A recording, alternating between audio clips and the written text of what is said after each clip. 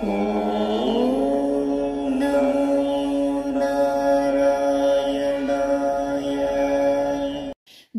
88 श्री सन्तान गोपालः। प्रागेवाचार्यपुत्रा हृतिनिशमनया स्वीयषट्सूनुवीक्षां काङ्क्षन्त्या मातुरुक्त्या सुतलभुवि बलिं प्राप्यतेनार्चितस्त्वं दातुः शापादिरन्यान्वितकशिपु भवान् शौरिजान् कंसभग्नान् आनीयैनान् प्रदर्श्य स्वपदमनयताः पूर्वपुत्रान् मरीचेः।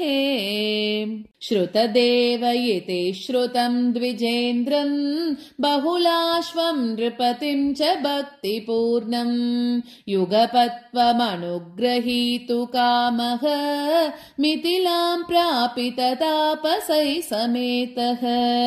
गच्छन् विमूर्तिरुपयोर्युगपण्णिकेतं येकेन भूरि विभवैर्विहितोपचारः अन्येन तद्दिनभृतैश्च पलौदनाद्यैः तुल्यं प्रसेदित ददात च मुक्तिमाभ्याम्। भूयो तद्वारवत्यां द्विजतनयमृतिं तत्प्रलापानभित्वम् को वा दैवं निरुन्द्यादिति किल कथयन् विश्ववोडाप्यसोडाः।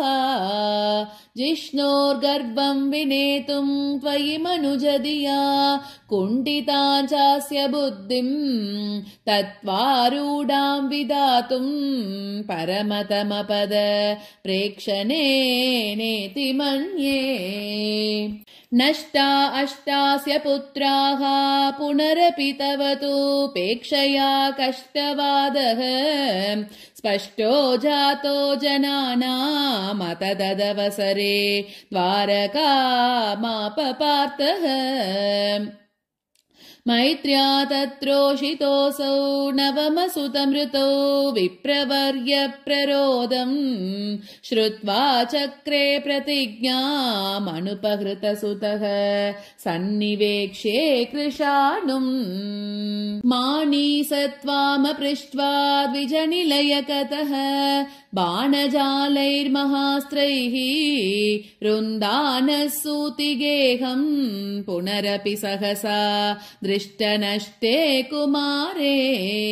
यां यामैन्द्रीं तदान्याः सुरवरनगरीर्विद्यया साध्य सद्यो मोगोद्योगः पतिष्यन् हुतभुजि भवता सस्मितं वारितोऽभूत्। सार्धं तेन प्रतीचीं दिशमतिजविना स्यन्दनेनाभियातः लोकालोकं व्यतीतः तिमिरभरमतो चक्रदाम्ना निरुन्दन्। चक्रां शुक्लिष्टदृष्टिं स्थितमत विजयं पश्य पश्येति वारां पारे त्वं प्राददर्शः किमपि हि तमसां दूरदूरं पदं ते।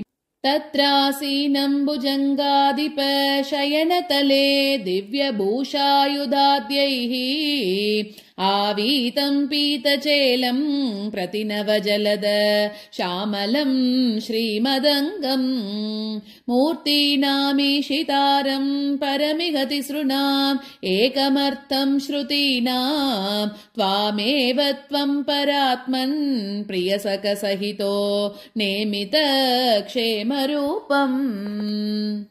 युवां मामेव द्वौ अधिकविवृतान्तर्हिततया विभिन्नौ सन्द्रष्टुं स्वयमहमहार्षं द्विजसुतान्। नयेतं द्रागेतान् इति खलु वितीर्णान् पुनरमून् द्विजायादायादाः प्रणुतमहिमा पाण्डुजनुषा। एवं नानाविहारैर्जगदभिरमयन् वृष्णिवंशं प्रपुष्णन् ईजानो यज्ञभेदैरतुलविहृतिभिः प्रीणयन्नेन नेत्राः।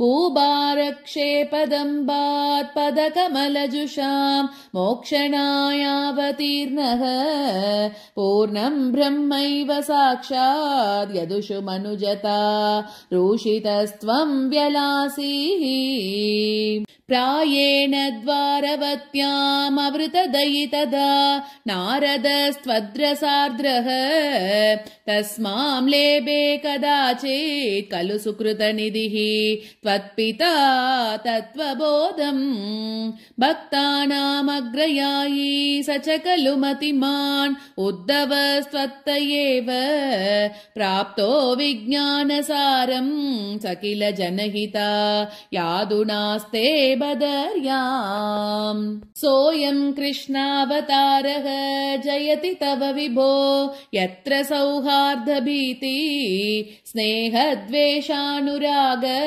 प्रभृतिभिरतुलैरश्रमैर्योगभेदैः आर्तिं तीर्त्वा समस्ताममृतपदमगुः सर्वतः सर्वलोकाः सत्वं विश्वार्तिशान्त्यै पवनपुरपते भक्तिपूर्त्यै च भूयाः सत्वं विश्वार्तिशान्त्यै पवनपुरपते भक्तिपूर्त्यै च भूयाः सत्वं विश्वार्तिशान्त्यै पवनपुरपते भक्तिपूर्त्यै च भूयाः नारायण अखिल गुरो भगवन्नमस्ते सर्वत्र गोविन्द नाम संकीर्तनं गोविन्द गोविन्द।